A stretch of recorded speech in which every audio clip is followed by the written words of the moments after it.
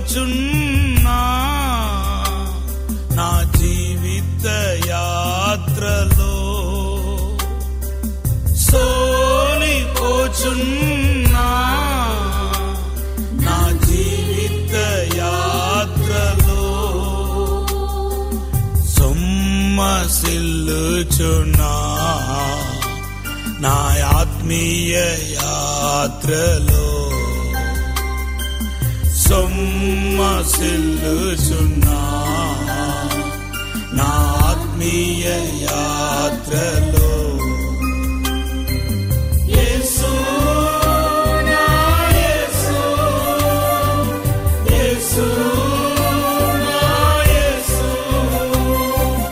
యేసు నా యేసు, యేసు నా యేసు.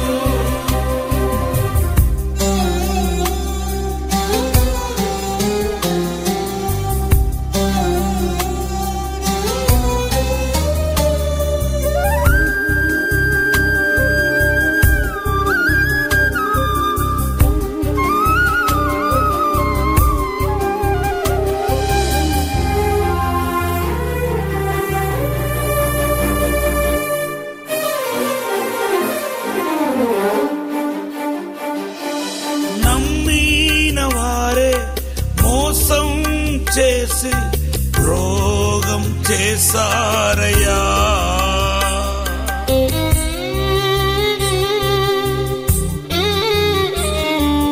నమ్మిన వారే మోసం చేసి రోగం చేసారయ్యా.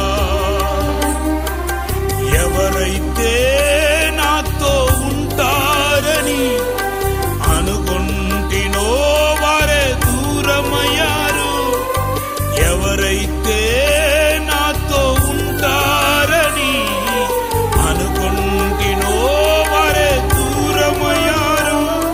ఈ జీవిత యాత్ర కన్నీటితో సాగుతుంది యేసయ్యా, ఈ జీవిత యాత్ర కన్నీటితో సాగుతుంది యేసయ్యా.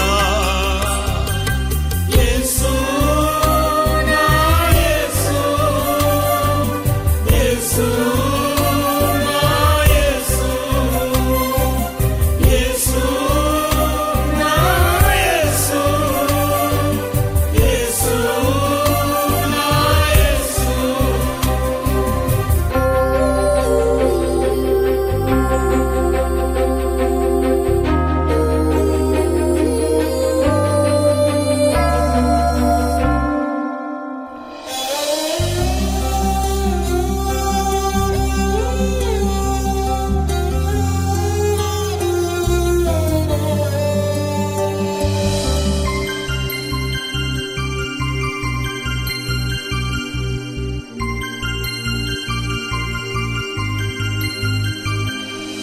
రేపు నాకు ఏమి జరుగును నాకు తెలియదయ్యా,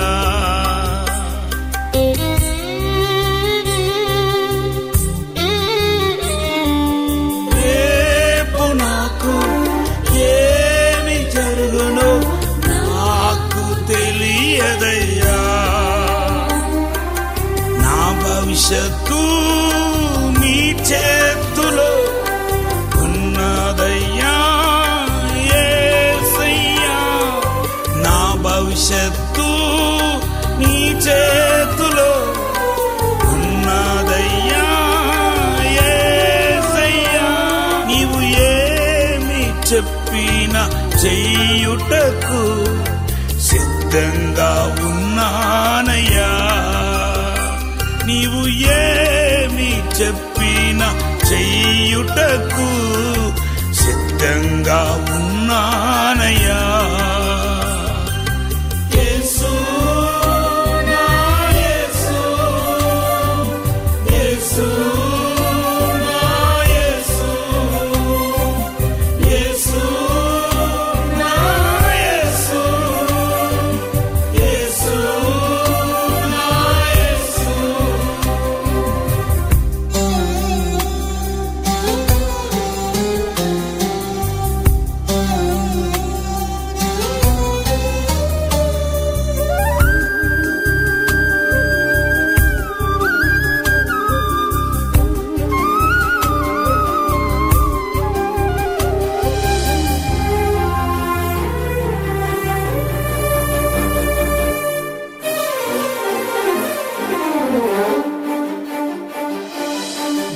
బంధువుడు, నా స్నేహితుడు, ఆప్తుడు నీవేనయ్యా.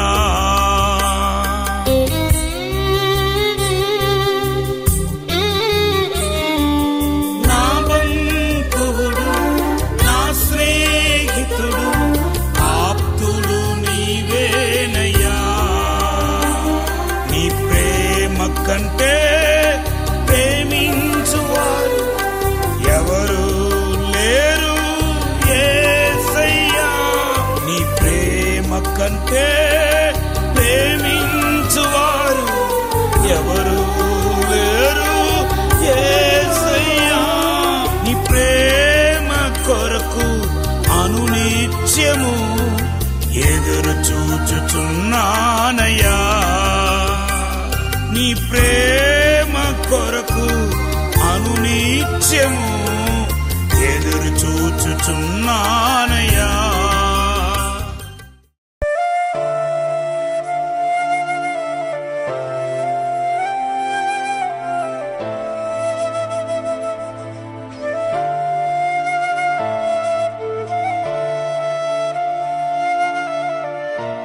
యేసు ప్రభు దర్శించిన ఒక వ్యక్తి జీవితంలో ప్రయాస నిస్పృహలైపోయింది.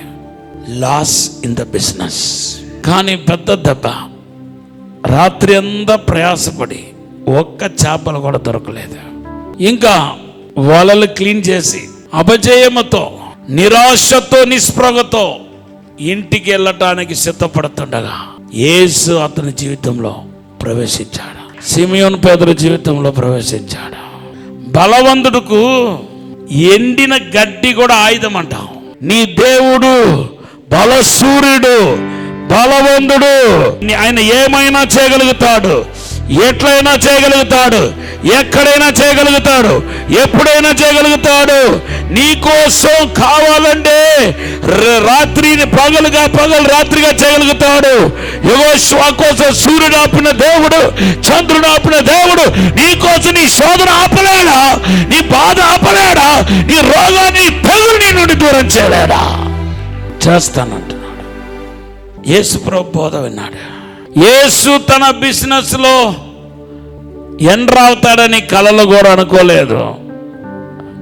యేసు ఎలాగ వలలు వేయాలో, ఎలాగ చేపలు పట్టాలో, ఎలాగ సంపాదించాలో ప్రభు మాట్లాడతాడని, యేసు మాట్లాడతాడని అక్కడ ఉన్న ఏ ఒక్కరు అనుకోలా.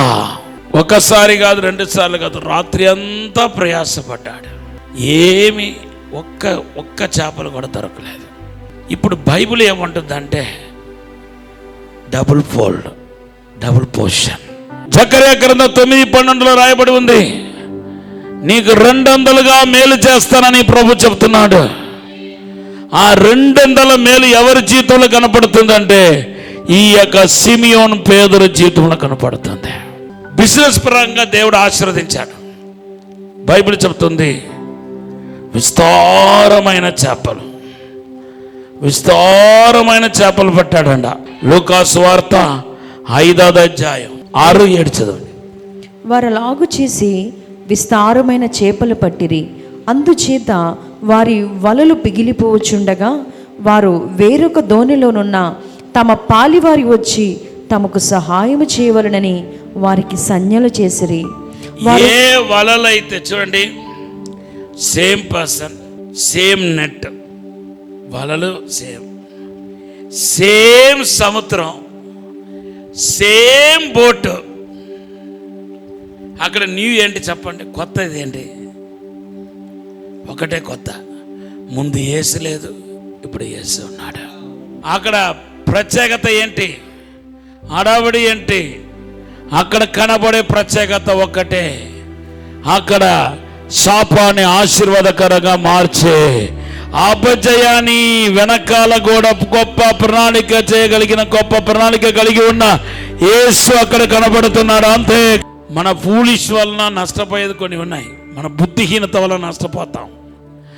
దేవుని చిత్తంగా కాదని తెలిసినా కూడా చేయటం వల్ల కూడా నష్టపోతాం భౌతికంగా.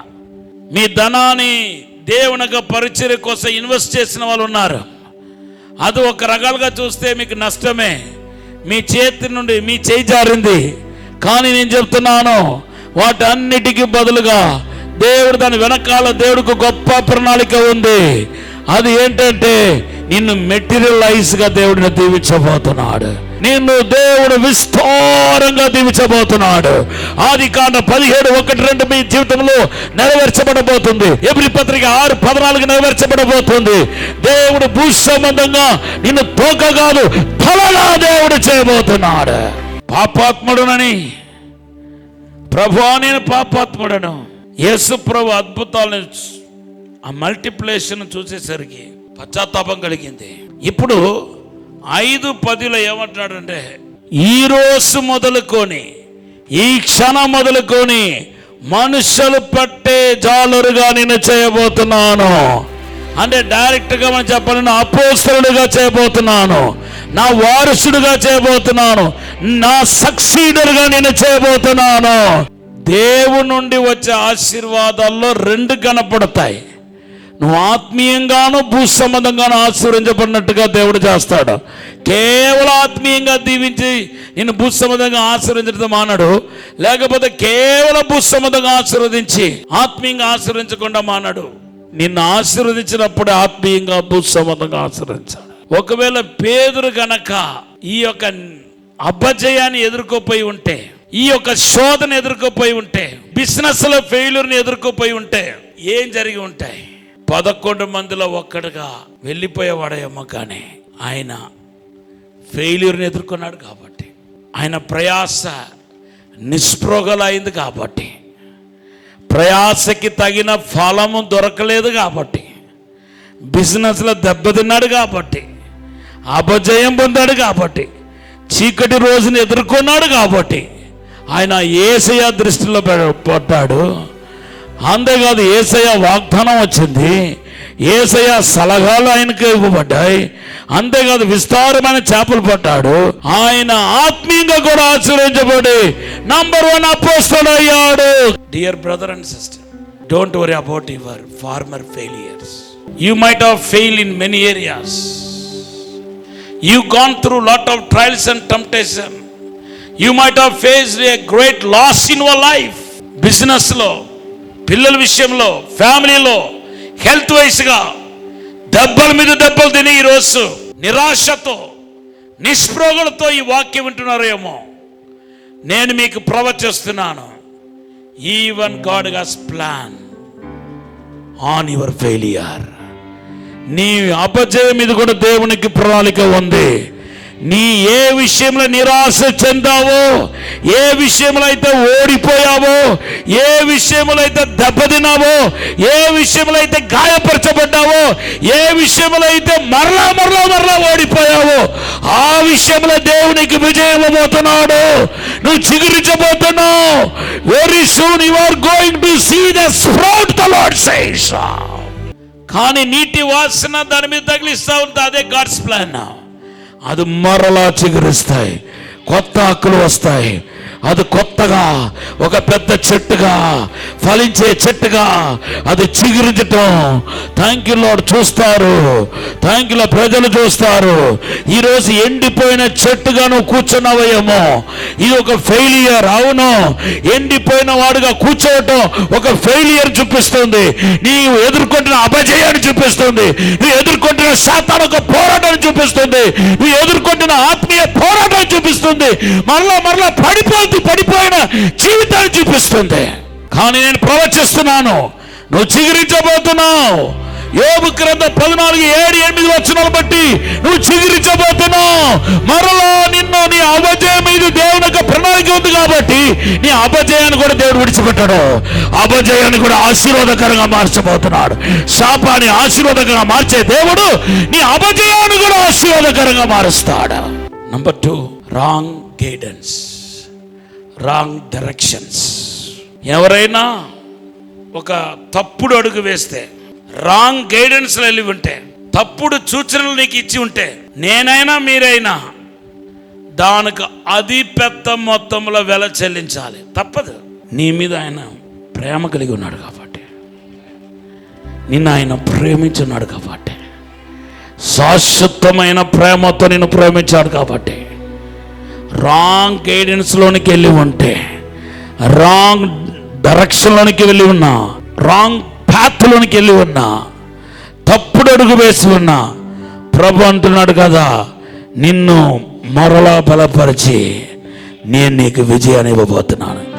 Even I can turn your wrong guidance, wrong counsel, wrong path into living path.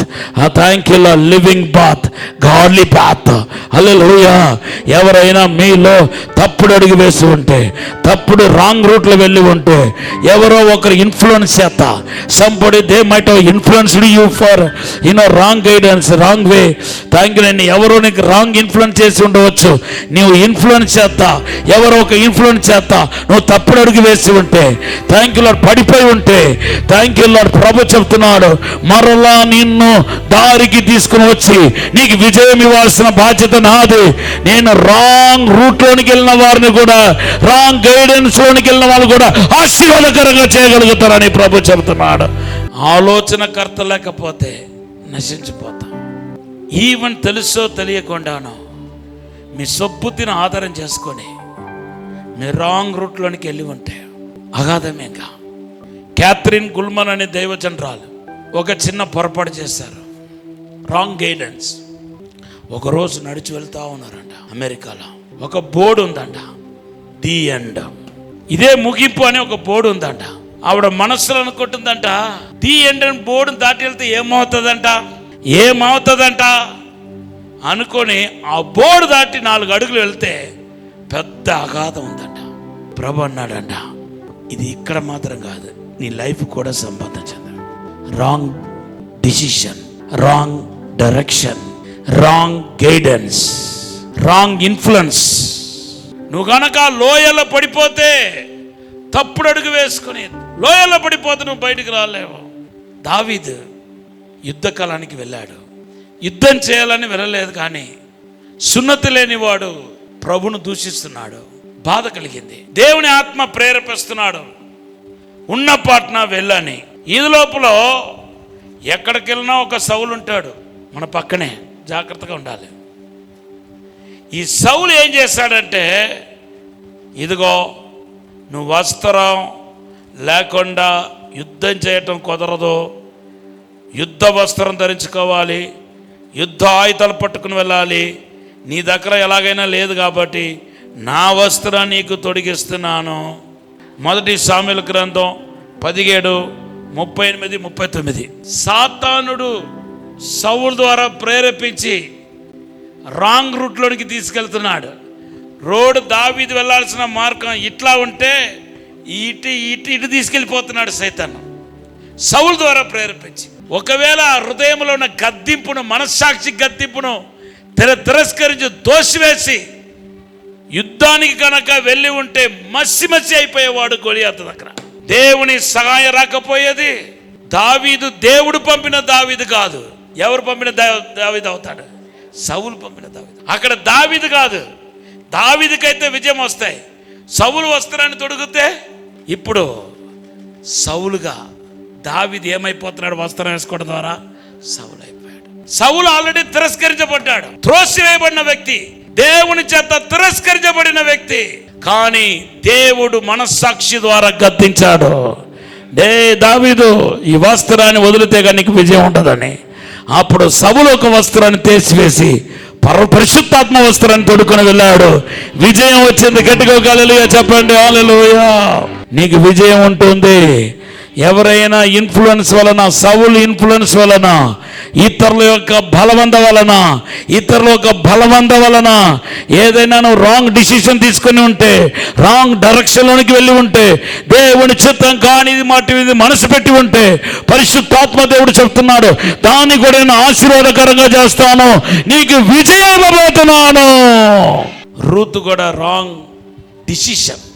Ruth and గారు family, Naomi, they took wrong decision. Wrong decision తర్వాత చాలా జరిగింది. 3 పోగొట్టుకున్నారు. పురుషులు, ఇంట్లో ఉన్న పురుషులు పోగొట్టుకున్నారు. చెప్పుకోవడానికి ఇంట్లో పురుషుడు లేడు, భర్త లేడు, కొడుకులు లేరు. తిరుగుతా దేశతిమిరులుగా తిరుగుతూ ఉన్నారు. ఎక్కడ స్థిరత్వం లేదు. కానీ దేవుడు వారిని అలాగ వదిలిపెట్టలేదు. ఒక రోజు వచ్చింది, నా ప్రభు బోయాసు రూపంలో ప్రత్యక్షమయ్యాడు, ఆస్తిపరుడు రూపంలో ప్రత్యక్షమయ్యాడు. వాళ్ళకు ఆస్తిపాస్తులు కలుగజేసి వారిని ఉన్నతంగా దేవుడు ఆశీర్వదించాడు. బోయాసుని వివాహం చేసుకున్నారు. ఎవరెవరైతే జీవితంలో రాంగ్ డిసిషన్ తీసుకొని థ్యాంక్ యూ లార్డ్ పొరపాటు చేశారో మీరు బోయాసుని వివాహం చేసుకుంటారు. ఆ బోయాస్ ఎవరంటే యేసుక్రీస్తు. ఆయన త్వరగా రాబోతున్నాడు. థ్యాంక్ యూ లార్డ్, యేసుతో పాటు ఏకం కాబోతున్నాం. పరిశుద్ధాత్మ దేవుడు చెబుతున్నాడు, ఆ సమయం ఆసన్నమైంది. Ready ready. నీకు ఏమి తక్కువ కాదు, నీకు అత్యంత విజయం ఇవ్వబోతున్నానని ప్రభు చెబుతున్నాడు. బోయాసు రూపములో ప్రభు ప్రత్యక్షమయ్యాడు. దేవునికి అనుగ్రహం ఆయనకు దొరికింది. దేవుడు ఆయన ఆశీర్వదించాడు. రూతు గ్రంథం 4వ అధ్యాయం 1 నుండి 10 వచనాలు చదవండి.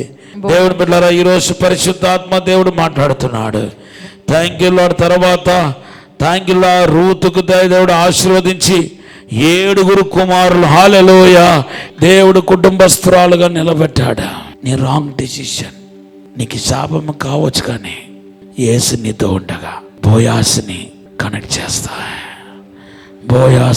చేస్తాయి. ఎవరెవరు ఓడిపోయారో, ఎవరెవరైతే దెబ్బలు తిన్నారో, యేసని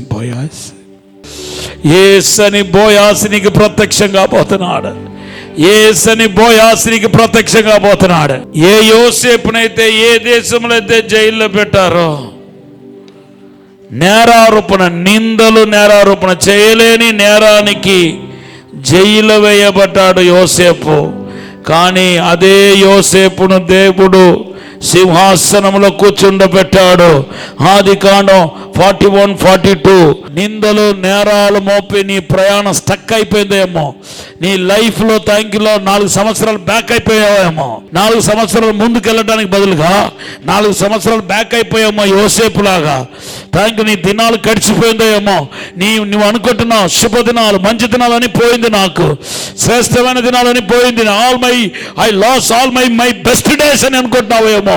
కానీ ప్రభు చెప్తున్నాడు, best yet to come now. Thank you, best yet to come. నీకు శ్రేష్టమైన ఇంక మీదనే రాబోతుంది. You are thinking thank you I loss all my best days అనుకుంటావేమో. కానీ పరిశుద్ధాత్మ దేవుడు మాట్లాడుతున్నాడు నీతో, ఇంక మీదనే శ్రేష్టమైన దినాలు రాబోతున్నాయి.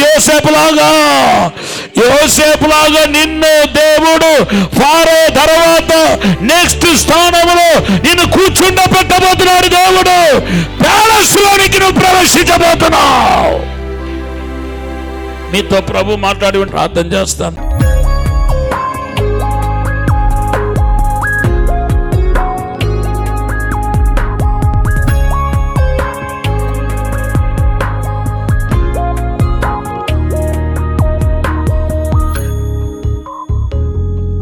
పరిశుద్ధము నమ్మకమైన మా పరలోక తండ్రి, మేమందరి లైఫ్లో ఏదో ఒక రూపంలో దెబ్బలు తిన్నవారు భయ్యా, సమస్యలు చిక్కుకున్నవారు భయ్యా, ఏదో ఒక పోరాటం.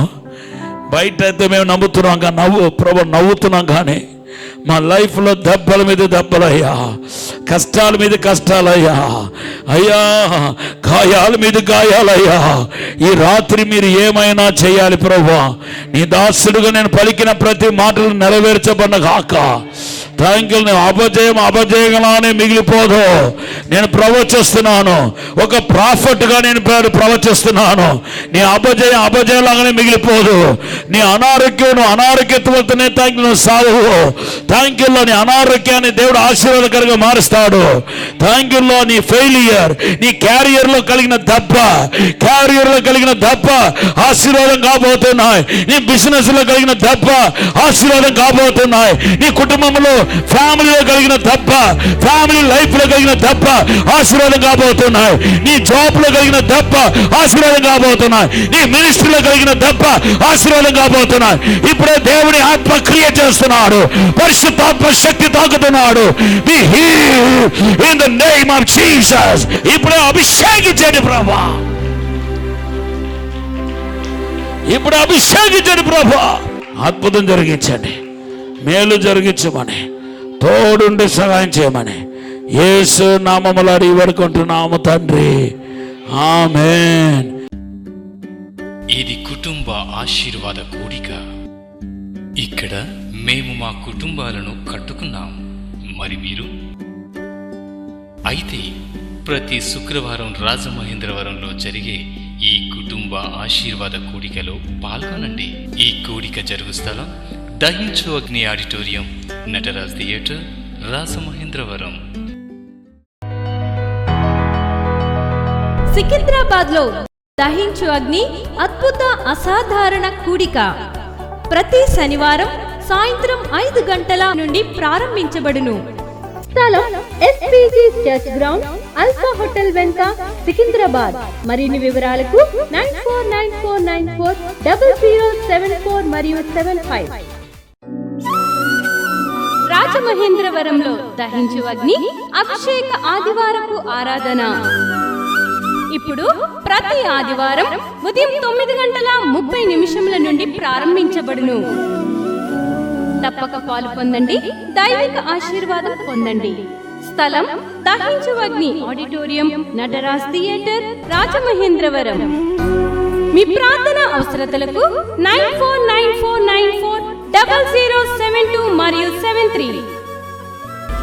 ఈ టీవీ కార్యక్రమాన్ని చూసి ఆశీర్వదించబడినట్లయితే దహించు అగ్ని టీవీ పరిచర్యకు మరియు బ్లెస్సింగ్ ల్యాండ్ కు సహకరించండి. దహించు అగ్ని trust current account number 357222444370, State Bank of India main branch, Rajamahendravaram.